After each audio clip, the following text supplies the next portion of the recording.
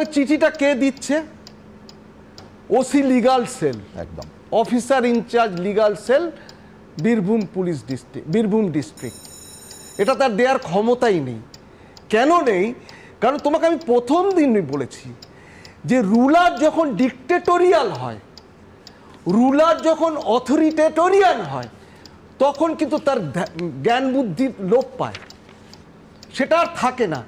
তোমাকে বলছে যে তুমি অডিও ক্লিপটা কেন বারবার দেখাচ্ছ? আরে তুমি কোনটা দেখাবে কোনটা দেখাবে না সেটা বলে দেবে কে? রুলার বলবে। এই রুলার হচ্ছে ডিক্টেটোরিয়াল রুলার। আজকে যার জন্য আজকে এই অবস্থা। যেদিন নোটিশও ডিফাই করলেন উনি, ডিফাই করে সেই নোটিশের টাইমটাকে অগ্রাহ্য করে পার্টি অফিসে গিয়ে ওখানে বিকেল 5টা অবধি ওখানে বসে রইলেন, তখন police has got every right যে ওকে গিয়ে অটোমেটিক অ্যারেস্ট করতে পারত। অটোমেটিক অ্যারেস্ট করে উপরন্তু কি হলো, তোমাকে একটা চোখ রাঙানি, is a criminal intimidation to the electronic media, prime media of the country, one of the prime medias of the country. এইবার দেখো আসলে কি, নিজের অসফলতা, নিজেদের ব্যর্থতা ঢাকতে গিয়ে এটা আবার একটা অন্যদিকে ঘোরানো, একটা গুলিয়ে দেওয়ার একটা টেন্ডেন্সি। আর কিছু বলে আমার মনে হচ্ছে না। এবং থ্রেটনিং উইথ ডায়ার কনসিকোয়েন্স। মামলা তুমি করতে পারো, ফিরদৌস শামীম বলুক যে এটা তুমি মামলা তুমি করতে পারো, to put electronic media under threatening, তার এগেনস্টে করতে পারে। যে ইস্যুয়েন্স যেখান থেকে ইস্যু হয়েছে এই চিঠিটা, তার এগেনস্টে করতে পারো।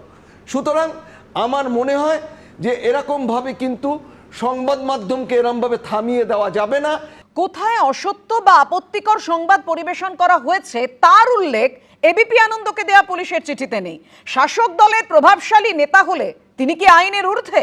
ঘণ্টাখানেক সঙ্গে সমান অনুষ্ঠানে প্রশ্ন সুপ্রিম কোর্টের অবসরপ্রাপ্ত বিচারপতি অশোক গঙ্গোপাধ্যায়। দেখুন, আপনি চিঠিটা দেখলেন এবং এই চিঠি নিয়ে কোনো মন্তব্য আমরা করছি না। আপনার চিঠিটা দেখে ঠিক কী মনে হলো আজকের প্রেক্ষিতে? দেখুন, চিঠিটা আমি পড়লাম, চিঠিটা দেখে কিন্তু কোথায় অসত্য মানে আপনারা সংবাদ পরিবেশন করেছেন বা কোথায় অবজেকশনেবল কথাবার্তা বলেছেন সেটার কিন্তু কোনো উল্লেখ নেই। সেখানে চিঠিতে বলা হয়েছে আপনারা যেটা করেছেন সেটা যেন আর না করেন, এবং যদি ভবিষ্যতে করেন তাহলে পুলিশি হুমকি দেয়া হয়েছে।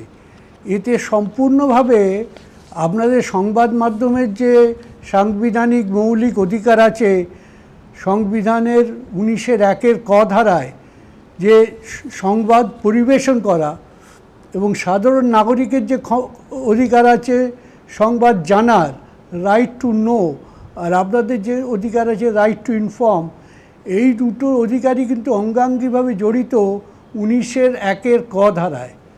এবং এই যে অধিকার, এটাকে ক্ষুণ্ণ করতে গেলে